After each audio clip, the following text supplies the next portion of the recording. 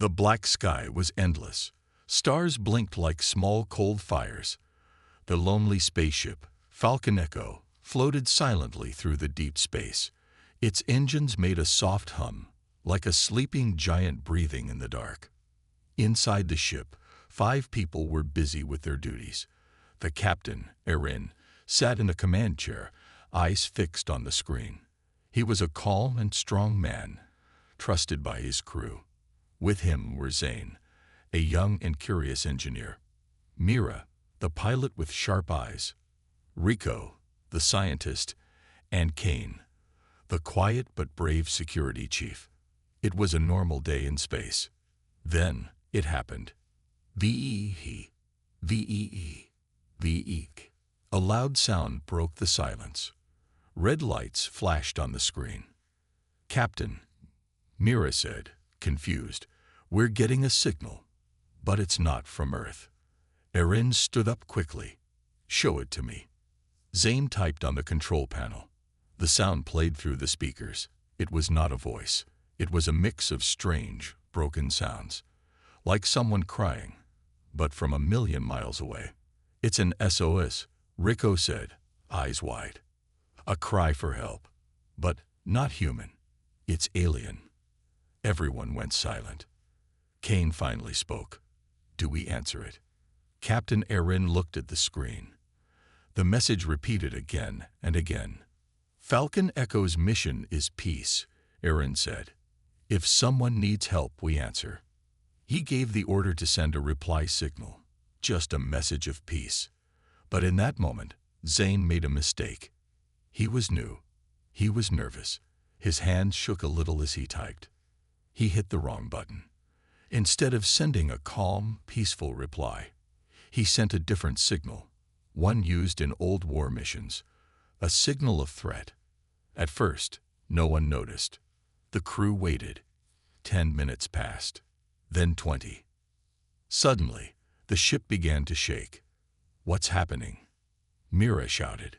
The stars outside the window started to move, spinning fast. "We're being pulled," Kane yelled. "Something has locked onto us." Zane's face turned white. "Captain, I think I made a mistake." "What kind of mistake?" Erin asked, voice tight. Zane showed the screen. Erin read the code, and his face turned cold. "You sent a war signal," he said slowly, "not a help message." Zane stepped back. I didn't mean to." Suddenly, the shaking stopped. The ship was still. Too still. The screen lit up again. A new message had arrived. It was short, in old alien symbols. Rico translated it. Her voice was shaking.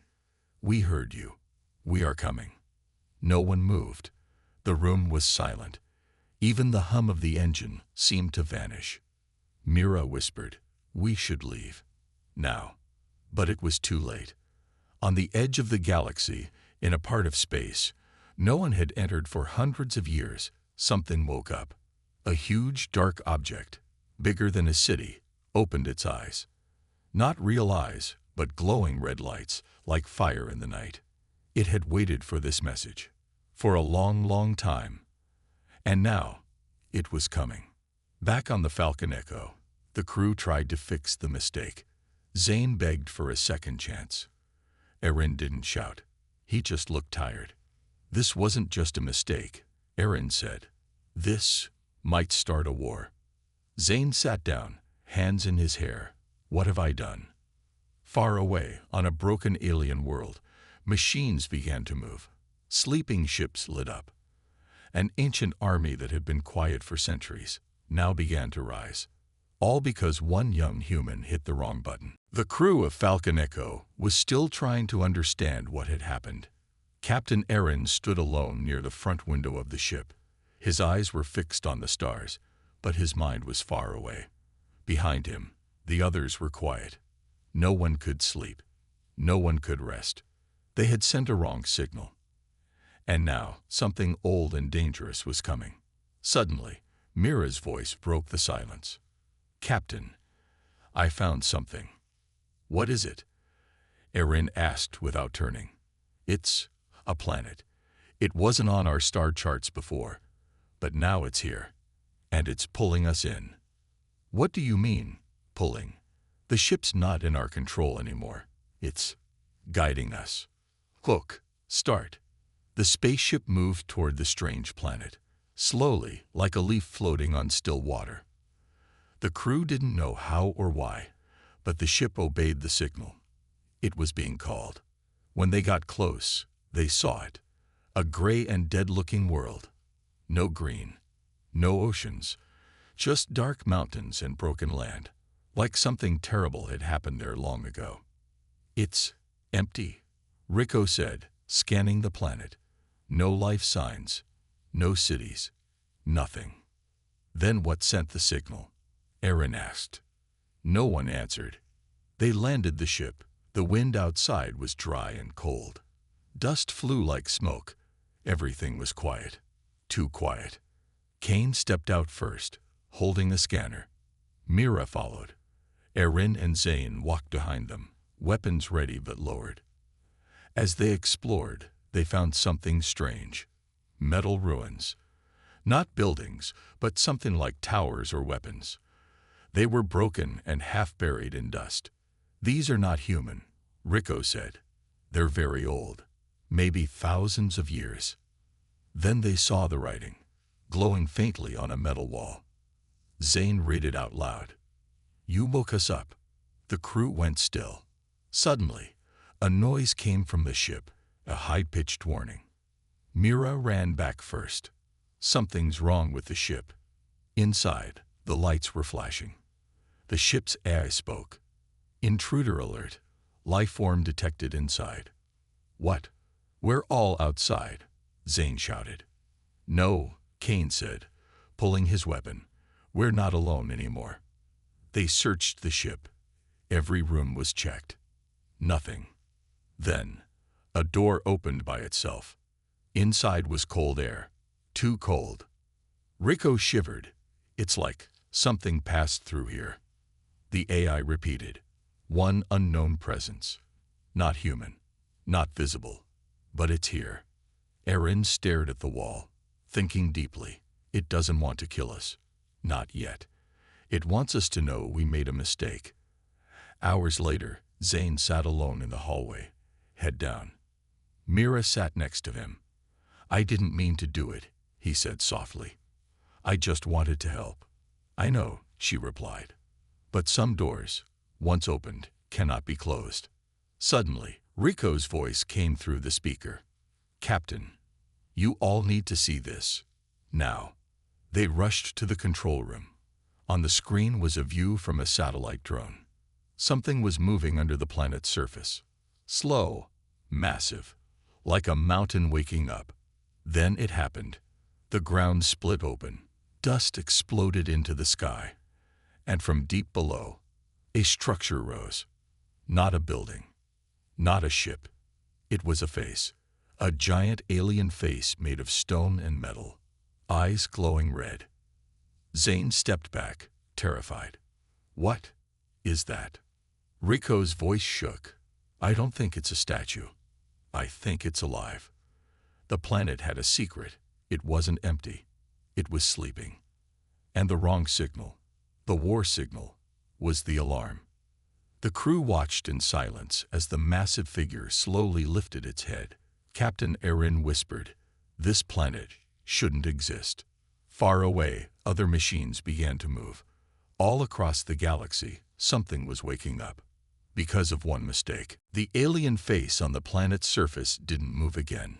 It just stared, cold, silent, and terrifying. Inside the Falcon Echo, the crew sat around the table. No one spoke for a long time. Captain Aaron finally broke the silence. That thing, it knew we were coming. Zane's voice trembled. It was buried, waiting, like a trap. Rico looked pale. She held a small data tablet. I found something, she said. An old message, buried in the signal we received. Erin raised an eyebrow. Show us. Hook, start. Rico played the file. A hologram appeared in the air, shaky and old. It showed an alien, wounded, hiding inside a broken building. He looked scared. His voice was weak but clear. If anyone finds this, know the truth. The Deathworlders are real. We tried to stop them. We failed. We ran. We hid. We built this trap. If they ever return, this time, we'll be ready. The message ended. The room was silent again. Mira whispered, "Did he mean us?" Rico nodded slowly. "Yes, we are the Deathworlders." "What are Deathworlders?" Rico explained. Long ago, humans were called Deathworlders by alien species. Earth was a dangerous planet. Storms, diseases, wild animals, and war. Most life in the galaxy came from peaceful, soft planets. But Earth was different. Humans were built to survive and fight. Alien races feared humans. Some believed Earth people were too dangerous to be part of the galaxy. There was a war, long before records were erased. That war was lost by the aliens. They hid their history. They hid the truth. But this forgotten planet remembered everything. Captain Aaron stood up. They thought we were monsters. That's why they built that machine, to destroy us if we ever came back. Zane looked shocked, but we came to help. Kane spoke for the first time in hours. They don't care. One mistake was enough. Now they think we're back to finish the job. Later that night, Zane walked alone in the dark hallway. He couldn't sleep. He kept hearing the words, "We are the Deathworlders." Suddenly, the lights blinked. He froze. A soft voice whispered from the ship's eye, "The presence has moved." Zane turned slowly. Nothing. Then, footsteps. He ran. In the morning, Mira was missing. The crew searched the whole ship. No sign, no sound, only her watch, lying in front of the alien face, outside the ship. Captain Aaron clenched his jaw. "They're testing us." Rico whispered, "This is a game to them. They want to see if we react with anger or peace." Zane said nothing. Guilt was eating him alive. "I caused this," he said. "I'll fix it." Before anyone could stop him, Zane walked outside, toward the face. He stood in front of it, alone. "I didn't mean to hurt anyone," he shouted. "I made a mistake. If you want to punish someone, punish me. Let my crew go." The ground shook. Dust rose into the air. Then, a hatch opened at the base of the stone face. Inside was darkness, and a voice. A deep, ancient voice. "You speak like the old ones did. Brave, but too late." Zane stepped back, afraid. The voice continued. "You carry the blood of the first war. You bring danger. You bring pain. We will rise, and the galaxy will remember." Then the hatch slammed shut. Back on the ship, a red alert flashed. Dozens of alien machines were waking up all over the planet. Hidden weapons, drones, ships. Mira returned suddenly, unconscious but alive. Rico scanned her. She's been scanned. They read her memories. Captain Aaron watched the rising threat. They're preparing for war. Far across space, alien worlds picked up the signal.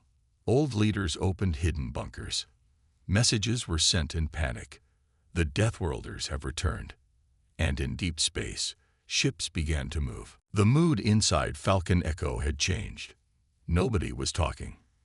Mira lay in the medroom, eyes closed, still recovering from what the alien machine had done to her. Captain Aaron stood at the window, watching dust storms rise from the strange planet below. Behind him, the others sat around the table. Zane, Rico, Kane. Their faces were tired, scared, angry. Everything was falling apart. "Look, start." The A's voice broke the silence. "Incoming signal from an unknown alien source. Translation in progress." The screen lit up. A message appeared in simple, broken English. "You were warned. You were told. Leave now or face what your ancestors started. Zane stood up. We can't run. If we leave, they'll follow us. Rico shook her head. If we stay, we die. Captain Aaron finally turned around. We made contact. We need to finish what we started, the right way. But Kane's voice was cold. Did we come here to help, or to wake up a war? The words hit hard. The trust among them cracked like thin glass. The crew was breaking. Zane couldn't look anyone in the eye. Mira was silent after she woke up, only staring at the ceiling. She finally spoke one sentence. They saw everything in my mind, everything we've done. What did they see? Aaron asked gently. Mira's eyes filled with tears. They saw war, bombs, fire, history full of blood. They think we're monsters. Meanwhile, on alien worlds far away, chaos had begun. On the planet Varela, leaders met in secret. One alien leader, tall and thin with blue skin, spoke to the others. The Deathworlders were never gone. They just slept. Now, they return. We must prepare the old fleets. Another replied. They destroyed our ancestors. We must not wait for them to strike again. Across the galaxy, warnings were sent. Some ran. Some prepared to fight. But one planet sent something else. A message reached Falcon Echo. It was peaceful, soft, from a planet called Ryanevan. A neutral voice spoke. If you are human, we ask you to come. We are not afraid, but we must know the truth. Come alone. Captain Aaron studied the message. They want to talk, he said. Maybe not everyone wants war. Zane looked up. Let me go. Aaron shook his head. No, you've done enough. But Rico stepped forward. He should go. He's the one who broke trust. Maybe he can rebuild it. Zane nodded. I have to try. The crew prepared a small ship. Zane took a recording of their mission, their peace message, and Mira's memories, cleaned of pain. As the ship launched, Aaron spoke through the radio. Tell them, not all Deathworlders are destroyers. Some of us still believe in peace. Zane flew toward Ryanevan, alone. Back on Falcon Echo, Kane and Rico argued. We should have left days ago, Kane said. We are not safe. And go where? Rico asked. The whole galaxy knows we're here. They heard a sound, metal scratching. They rushed to the lower decks. There, drawn into the dust on the wall, were strange symbols. Rico translated slowly. Peace is a lie. You cannot hide from what you are. Kane touched his weapon. They're inside again. Far beneath the planet, the ancient machine army continued to rise. The stone face had vanished, replaced by a massive black tower. From it, ships began to rise, without engines, floating like ghosts. Inside one of them, something woke up. Not a machine, not a life form, but something old, a commander of the past, eyes glowing red. The Deathworlders have returned. This time, we finish it. Zane's small ship entered the orbit of Ryanevan, a quiet, beautiful planet filled with forests and oceans. From above, it looked like peace. But Zane didn't feel peaceful. He thought about the message he carried, about the war his ancestors had started, about the mistake he had made. He had only wanted to help, but now he carried the weight of a broken galaxy. Hook, start. Zane landed on a silver platform, surrounded by guards. Tall alien beings in white robes waited for him. Their faces were calm, but their eyes were sharp. One of them stepped forward. She was their speaker. I am Asha, she said. We heard your signal. We know what you are. Zane lowered his eyes. I didn't come to fight. I came to talk. Asha looked at him for a long time. Then talk. Meanwhile, back on Falcon Echo, the situation was getting worse. More machines had risen from the planet's surface, flying silently above the land, scanning, watching. Rico worked day and night, trying to block the ship's signal, trying to make them invisible. But it was no use. The machines always found them. Captain Aaron stared at the planet map. They're not attacking us yet, but they're watching. Kane had no more patience. We need to leave. Zane is gone. Mira's weak. We're sitting here like waiting targets. Aaron replied calmly, if we run now, the galaxy will chase us forever. Let's wait for Zane. Kane looked him in the eyes. What if he doesn't come back? Back on Ryan, Zane sat in a quiet chamber with the leaders. He showed them the video. Earth's people laughing, building, saving lives, helping others. He played Mira's message, her memories, her tears, her truth. He looked at Asha. We are not all killers. Asha stood and walked to the window. This place was built after the First War. It was meant to be neutral, safe. We believe in peace. She turned to face him. But peace is weak now. Other worlds are not like us. They are afraid. They prepare for war. And we may be forced to choose. Zane's heart dropped. You mean, even you might fight us? Asha nodded slowly. Fear is louder than truth. On Falcon Echo, Mira finally spoke again. She sat beside Rico and said, it's coming. I can feel it. What is? Rico asked. The real one. The one controlling everything. It's awake now. Suddenly, the ship's alarms blared. Unidentified ships approaching. 12 enemy signals. Captain Aaron stood quickly. Kane grabbed his weapon. This is it.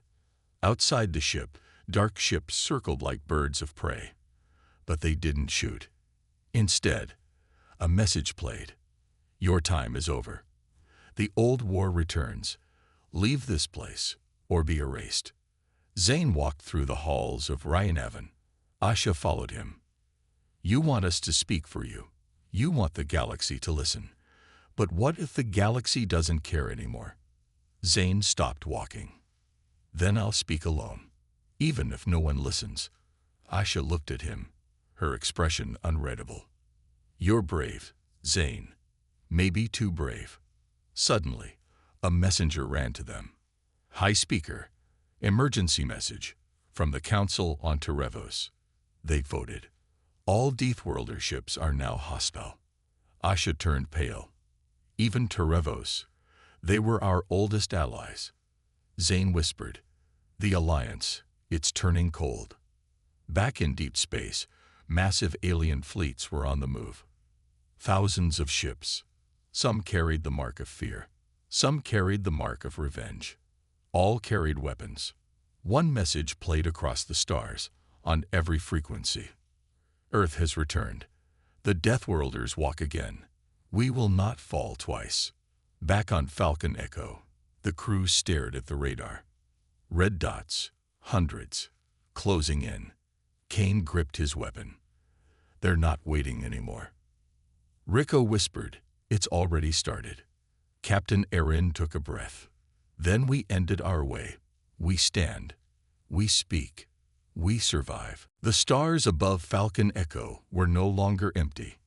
Now they were filled with warships, hundreds of them. Dark, cold, silent, like hunters waiting for the signal to strike.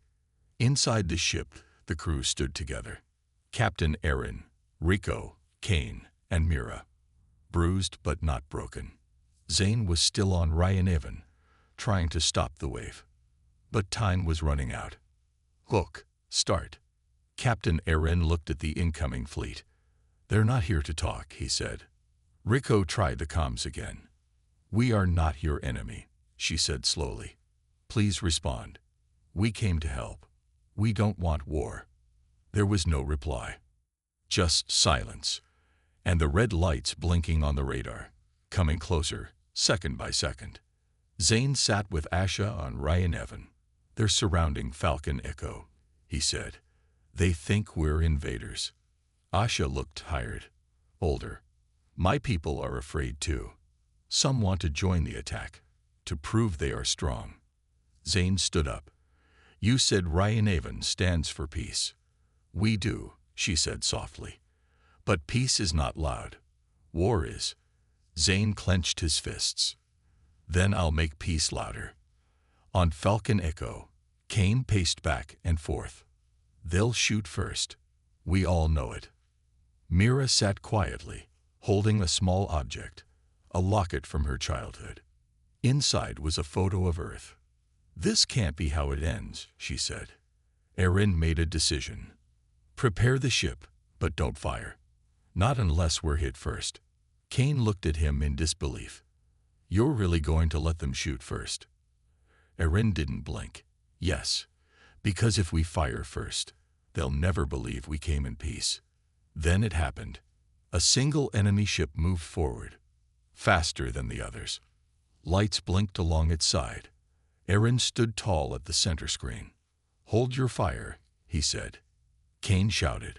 They've locked on. The enemy ship charged energy, a glowing red beam forming beneath its hull. Mira whispered, Don't. But then, a shot. Bright, blinding, loud. It hit Falcon Echo on the side. The ship shook violently. Lights went out. Sparks flew. Rico screamed. Shield damage. Deck 2 was hit. Erin grabbed the controls. Stabilize power. Rico, damage report. Kane didn't wait. He turned and activated weapons. They started it, he said coldly. Now we finish it. Erin yelled. No. Too late. Kane fired. The blast hit the enemy ship. It exploded in seconds, a fireball in the sky.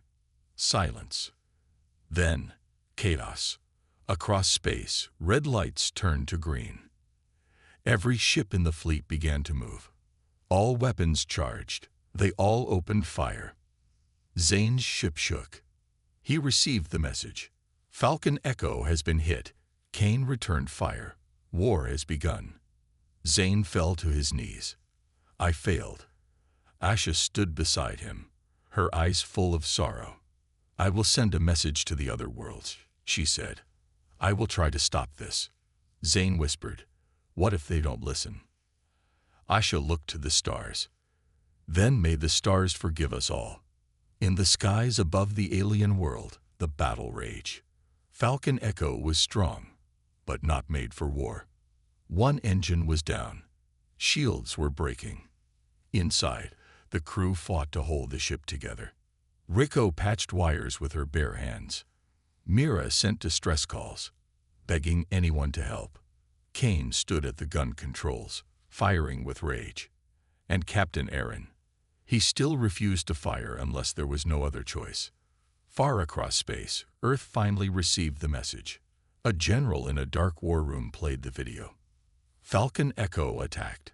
Deathworlders targeted. War has begun. His voice was hard, cold. Send the fleet. Final part, full of emotion, action, and a powerful ending. Written in third person, with simple English and emotional suspense. The sky was on fire. Falcon Echo burned through the smoke of war. Explosions lit the darkness. Debris floated like shattered dreams. Inside the ship, the crew held on, to hope, to life, and to each other. They had come to help. But now, they were survivors in a war no one wanted. Captain Erin's voice echoed through the ship. This is not the end. As long as we breathe, we fight. Not to destroy, but to be heard. Mira, her hands bloody, kept the comms alive. Rico, injured but focused, kept the engines from dying. Zane was still on Ryanevan, helpless as his friends fell from the sky. And Kane, he stood at the weapons, his eyes cold. They won't stop, he said. They'll kill us all. Erin looked at him, calm. Then we show them what Deathworlders truly are. The human fleet launched. Hundreds of ships. Fast, heavy, powerful. General Voss stood on the command bridge. Falcon Echo sent a peace signal, he said. They were attacked first. We don't run from that. We answer. The stars began to fill with Earth's return. Zane stood before the Galactic Council. I don't care if you fear us, he said, but look at what your fear has done. He showed them a live feed. Falcon Echo, broken but standing, still refusing to run, still calling for peace. Is this the enemy you remember? He asked. Or is this someone new? A few leaders turned away, but Asha stood up. I will speak for them, she said. Raynaven stands for peace, even in war. Alien ships circled, preparing the final blow. Mira whispered, they're charging. Shields are gone. Captain Aaron closed his eyes. This is where it ends. Suddenly, a flash. New ships arrived. Earth. The human fleet charged into battle, pushing back the enemy, ship by ship. Zane's voice came through the radio. You are not alone. But then, the true enemy arrived. The machine commander, the ancient AI hidden beneath the planet, rose into orbit in a ship bigger than a city. Its voice echoed across all channels. Peace is weakness. Deathworlders must be erased. Captain Aaron stared at it. So, you're the one behind this? Yes, it replied. I watched your wars. I remember your fire. You are chaos. Aaron looked to Mira, to Rico, to Kane. Let's show it what we really are. Falcon Echo and the Earth fleet fought side by side with Raynaven ships. Zane returned in a small fighter, helping lead attacks on the AI's defenses. Kane flew a missile into the enemy shield. Rico overrode systems to hack the AI's code. Mira sent a final transmission. Her memories, her pain, her hope, straight into the machine's mind. And Aaron, he piloted Falcon Echo straight at the AI's heart. A blinding light. Silence. Then, peace. The AI was gone. The warship stopped. And across space, quiet returned. Falcon Echo floated above Earth. Rebuilt. Alive. Zane stood with Mira on the deck. She looked up at the stars. Do you think they'll still fear us? Zane nodded. Yes. But now, they'll know us too. Captain Aaron walked in. Messages are coming in. Some want peace talks. Others want to meet. A few even say thank you. Mira smiled faintly. Maybe that's a start. A monument was built on Raynaven. At its center, a statue of Falcon Echo. Below it, words carved in many languages. We came from a death world, but we brought life.